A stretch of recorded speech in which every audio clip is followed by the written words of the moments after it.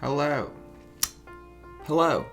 Here's a stitch. I was gone for forever, and now I'm back. Basically, I'm gonna keep checking my watch to make sure I'm like still in the frame, because I'm in a new chair. I don't know how I feel about it yet.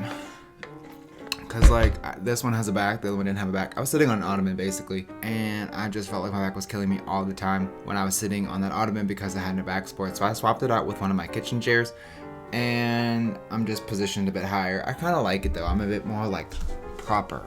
Anywho, if my hands are so dry, ew. If you've been here for like since the beginning of time, you would know that I used to eat during my crime videos, which is why it's called Cooking Up Crime. However, I stopped doing that because I hated the way food sounded in the microphone. But today I'm hungry and I want my yogurt. And my yogurt consists of almond milk yogurt, a little bit of almond milk, and then protein powder, powdered peanut butter, cinnamon, blueberries, and kiwis. I forgot to put maple syrup in it. Hold on. My desk, I moved my furniture about once a month. Ew.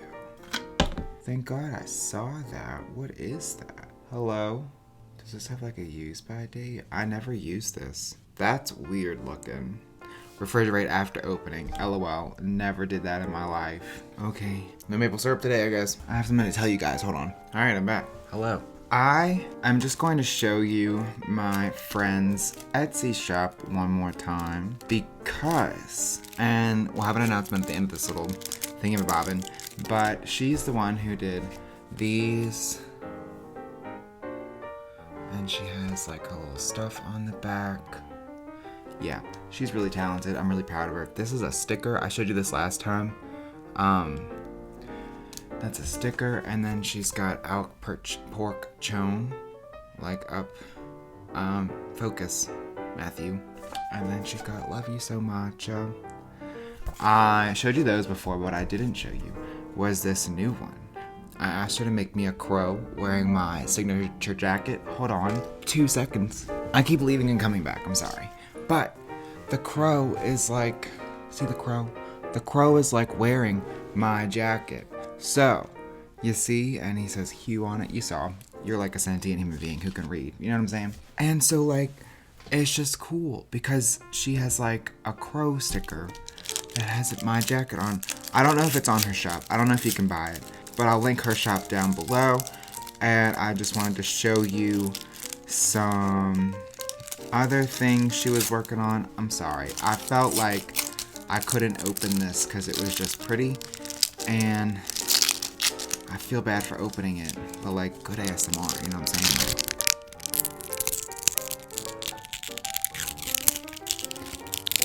Good ASMR, man. She has this cool, like little holographic one. See? I believe that's from Spirited Away. My friend told me it's the same thing, but it's not holographic. Then she's got a little chicken. She really loves like Korean. It's too hot to wear this jacket, I'm so sorry. I feel like I can't breathe, man. Okay. She loves like Korean things and like just Asian culture in general. And I'm not educated on those things. So more ASMR. You ready?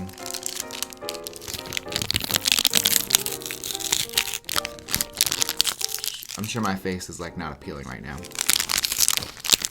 I'm looking at the wavelengths of this microphone.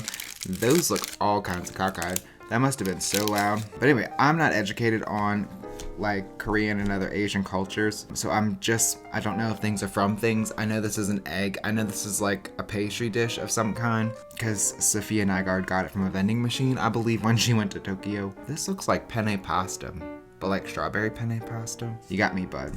I believe this is kimchi. Anyway, she's just got like a whole bunch of cool little like Asian, and like not all of them are Asian. Like I'm about to open up this ASMR again. You ready? She's just got these cool little like sticker drawings, and like she's got like this like little Christmas one and a tree, and just like I'm gonna start showing you 2 at a time just to save time, but like little like thingamabobbins. And oop. Okay, so today was just gonna be kind of like a shorter video, and so I felt like I had the time to show you all these things and what she's been working on Because, you know, friends support friends. She's just so talented, and she's cool, and all her drawings are great, and she's just like, she's getting an update to her store soon. So I just thought it was a great time to like promote her right now as she's like transitioning into her new updated store. Right now she has a sale going on until the 1st of the year. And I'll link all that in the description box below. So sorry if you can hear my yogurt like sloshing around like I'm hungry. So 2 birds, 1 stone. Today, first episode back in like a month and a half, 2 months. First video back in a couple of weeks, a month and a half, 2 months. You know, what's the difference? We're splitting hairs, people. So I thought it'd be cool that if I just like blasted you with a bunch of like little videos pertaining to Christmas. And these are in no way meant to get you into the Christmas spirit, but we're just trying to stay seasonal. Sorry, I don't know what to do. I have a vlog where I put up my Christmas tree that I'll be editing. Vlogs just take a long time because I get crazy with editing. These are a bit more cut and dry, so the vlog might take a second, but it's putting up my Christmas tree. I would like to have it done before Christmas, but you never know with me. You guys might be leaving for 3.5 years again. Anyway, so today is the Lawson family, and the star of the show is Charles Lawson. So get this, you guys. He was born on May 10th of 1886 to Augustus and Nancy Lawson in Lawsonville, North Carolina. I can't make this up. In 1911, he married a girl named Fanny Manring, and they gave birth to 8 kids.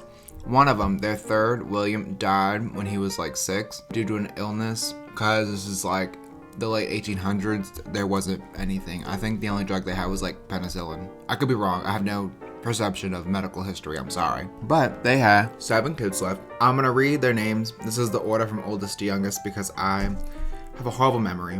So it's me, Mary, then Arthur, then Carrie, then Maybelle, then James, then Raymond, and then Mary Lou.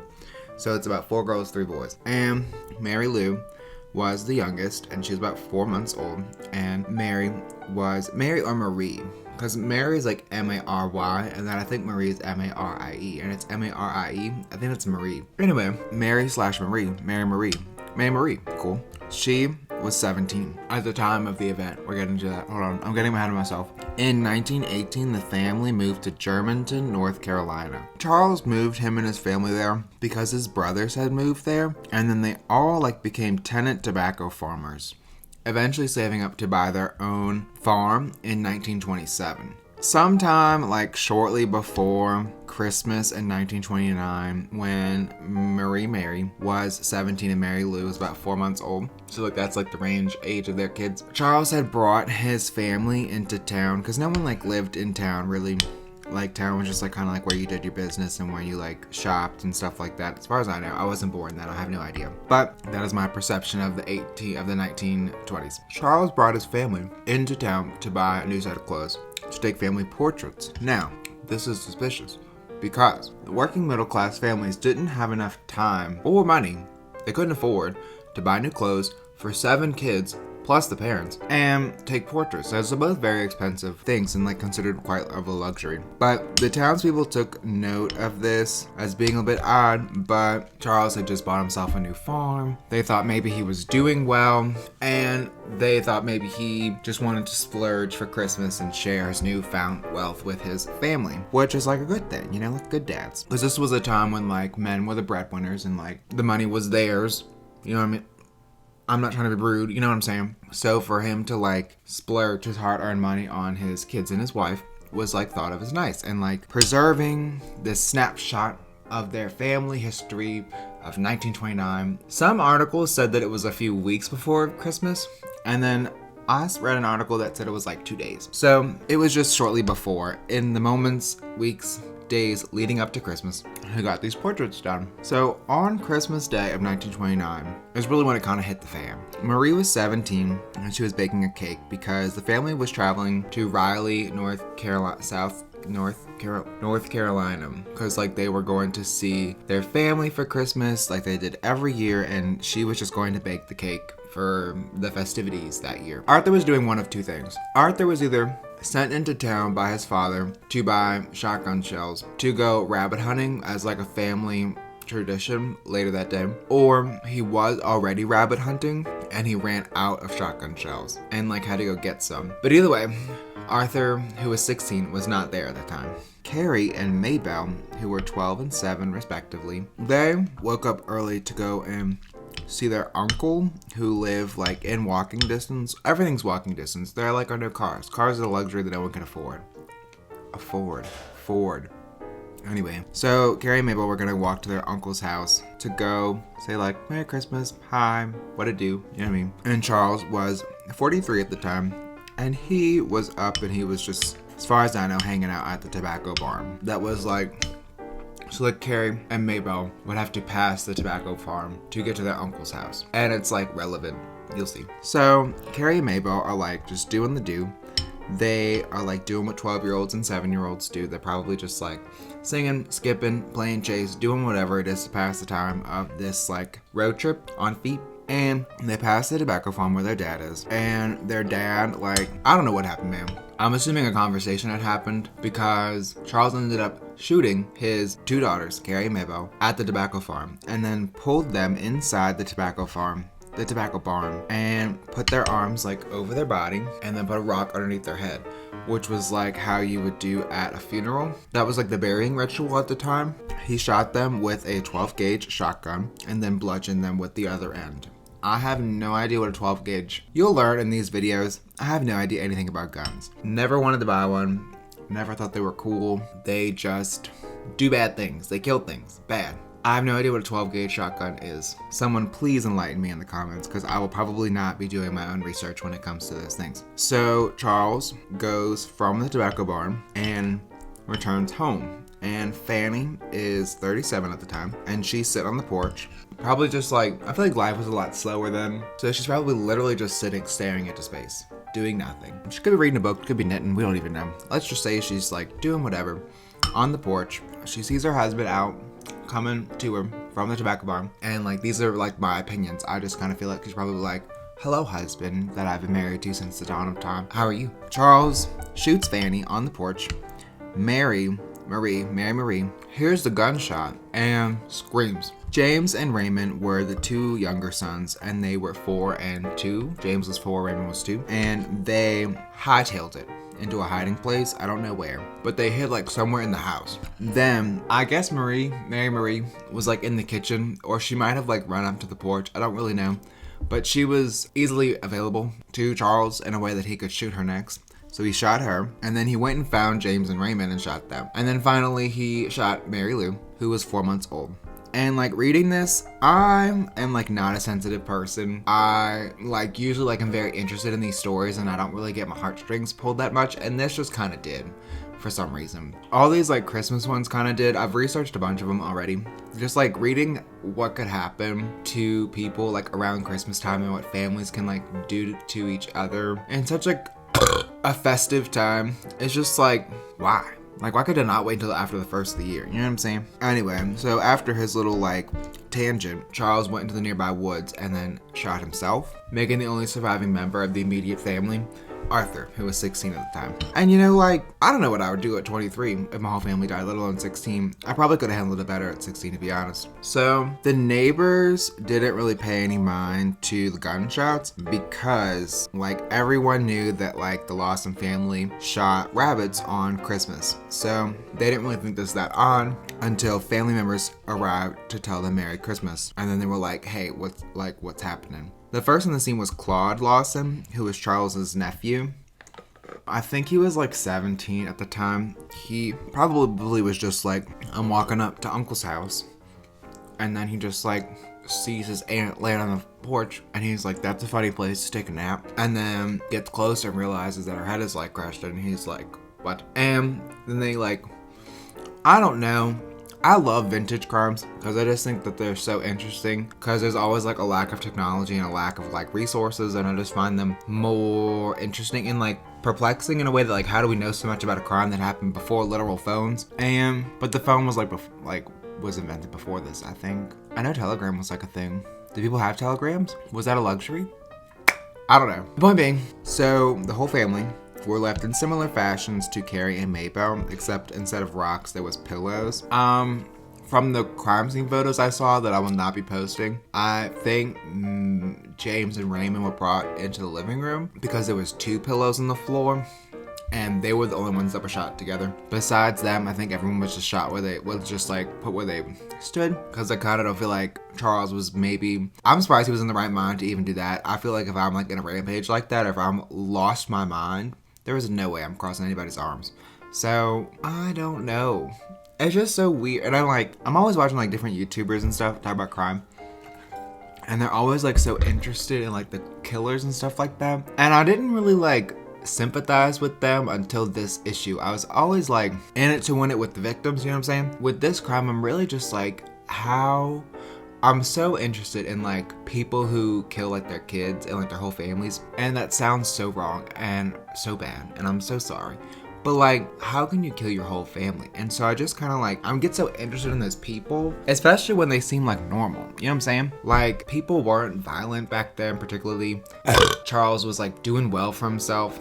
He had like, his wife is beautiful. His 2 kids, Arthur and Mary Marie, they're beautiful. And so like, he looking like freaking Frodo, not Elijah Wood, okay? I'm not making fun of Elijah Wood. I'm making fun of just hobbits in general because he's weird looking.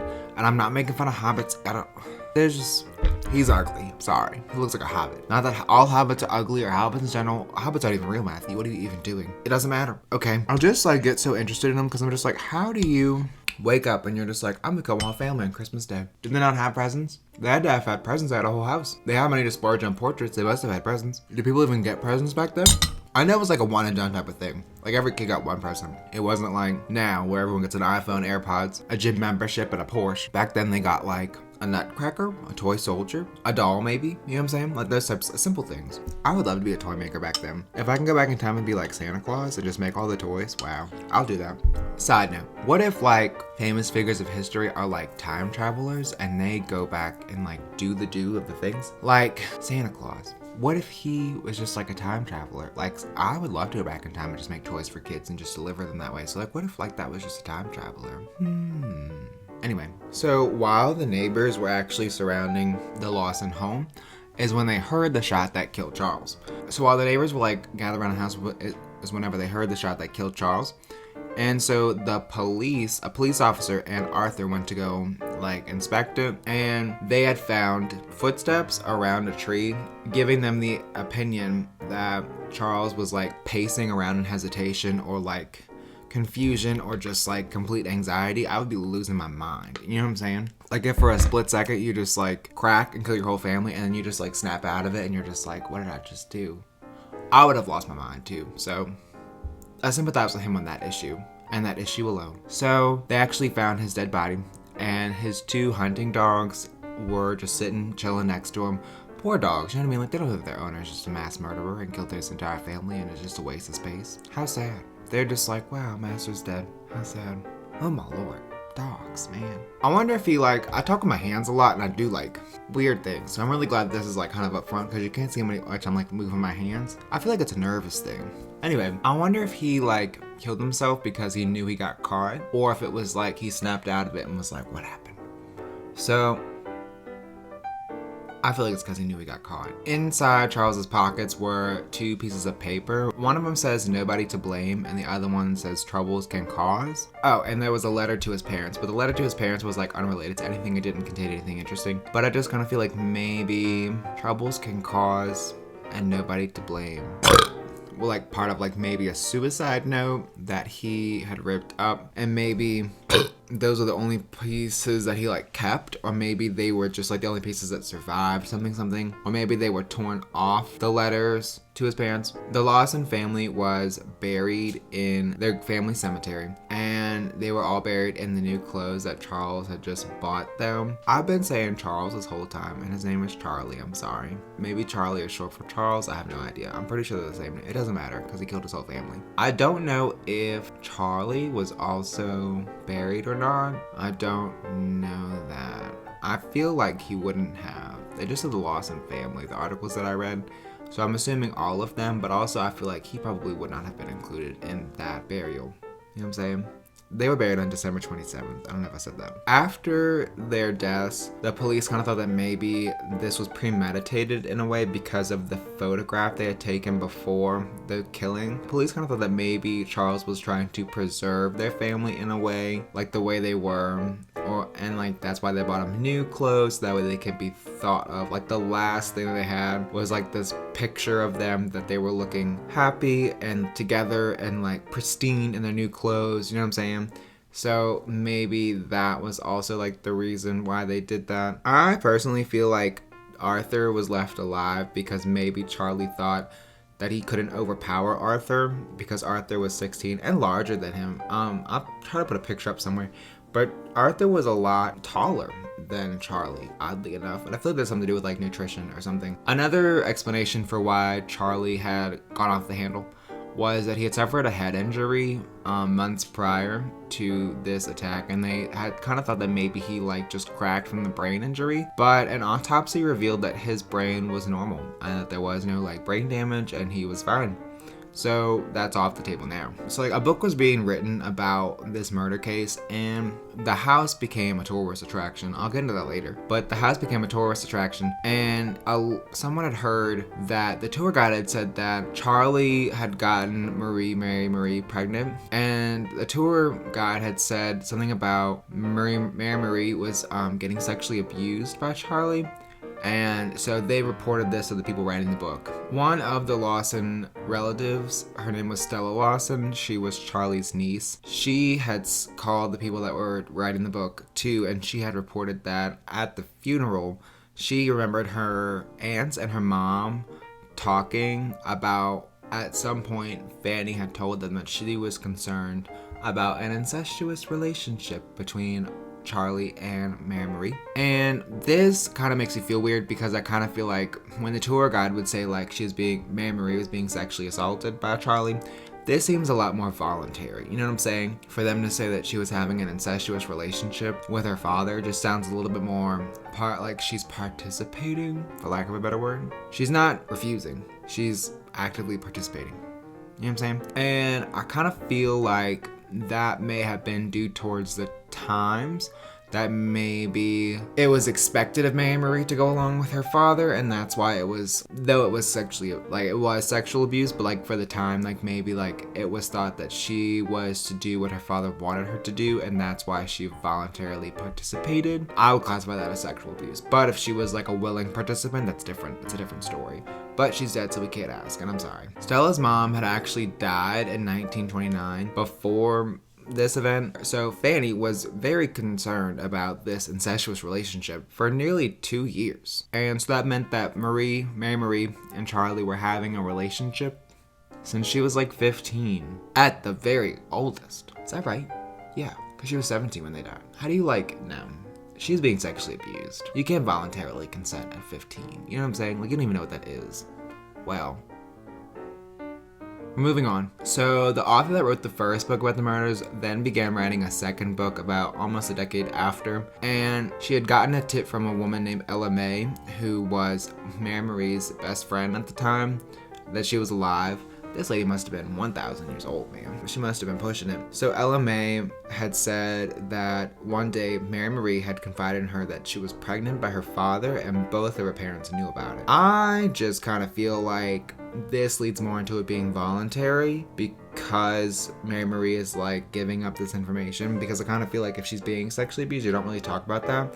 Whereas if you're an active participant, you will talk about it, or like you're not as emotionally scarred from it that you feel like you can't talk about it. You know what I mean? Does that make sense? Let me know what you think down below, because I want to know what y'all think about this. Whether she was a voluntary participant or if she was being sexually abused. Hill Hampton was a family friend at the time, and in the time of the murders, he had validated that there were family problems going on, but he refused to elaborate on the issue, so we know something was going on. Something was going down with his family. Sam Hill, not Hill Hampton, whatever. Sam Hill was a different neighbor, a community resident, and he had said that Charlie had raped his daughter and that she had gotten pregnant. And Charlie had threatened to kill his whole family if they said anything. Do we believe Sam Hill? It would kind of go with the whole sexually abusing Mary Marie, but it would also kind of go with like just someone following for clout and notoriety amongst this case and like looking for their piece of whatever, you know what I'm saying? So I don't really know what to believe about Sam Hill. So Charlie comes from apparently a breed of horrible human beings, because Charlie had a brother named Marion, and Marion turned their house into a tourist attraction, and he left the house perfectly as is, as far as I know. Like, after the police, like, collected their evidence and stuff, Marion left the house, like, just as it was the day that everyone died. Marion is just a piece of trash, because he even left the cake Mary Marie baked still on the counter or the stove. People, I don't understand. People are like the scum of the earth. I don't understand this when people, like, do this, because people started taking everything in the house as like souvenirs, like small things. They had to put the cake in a glass case because people were taking the raisins from the cake as souvenirs. I don't get that at all. Why do you want something, a souvenir from a crime scene? I just don't get it. People are messed up, man. Why? Especially the raisins of the cake, man. Why do you want those? Like, they're gonna rot in like a few days. Why do you want? I'm just confused all around. The event inspired numerous songs and like different art, like different other things. There's actually a podcast episode about it from Criminal that I'll try to find and link down below if you're interested in like maybe more things. I haven't listened to it. I don't know what it's about. I'll definitely link that below for your enjoyment. Not sponsored by them or anything. Anyway, how Arthur Lawson moved on, I'll never know. But he ended up getting married and having 4 kids of his own, but he ended up dying in 1945 at the age of 32 in a motor accident. I would assume that mean car and not motorcycle. Or maybe he was just hit by a car or a motorcycle and he wasn't actually in one. How upsetting.